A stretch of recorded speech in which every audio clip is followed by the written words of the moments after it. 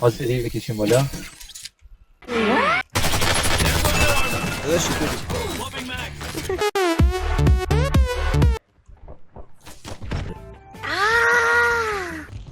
چقدر دوره.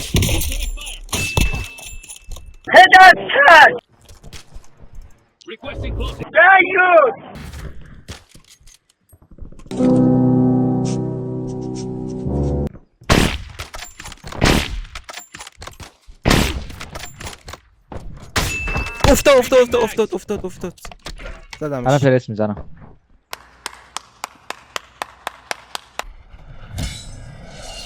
233 متر. دید ما نشستیم فرار کرد رفت. من خوبه میخوام که برم زیر زمین.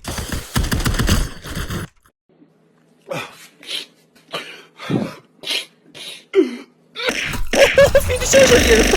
داره فینیشر میزنه.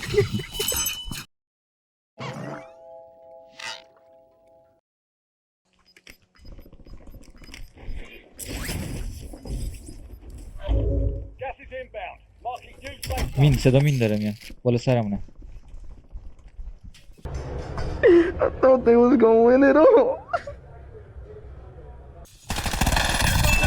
پای سرت. تو باشید. گفتم صدا مین داره میاد. بله. خاک تو سرتم.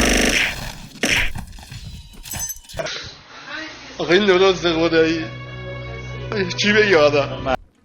چپ. آره چپ همونجا رو میاد بیرون.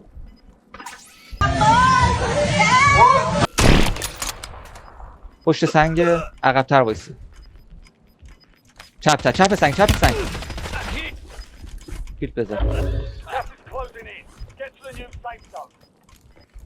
بارا تو عوض کن.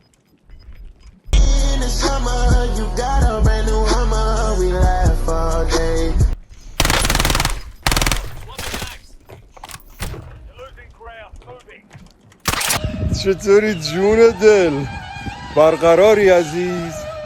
سنسیک. ماشاءالله عالی. تمام. مرسی پسر.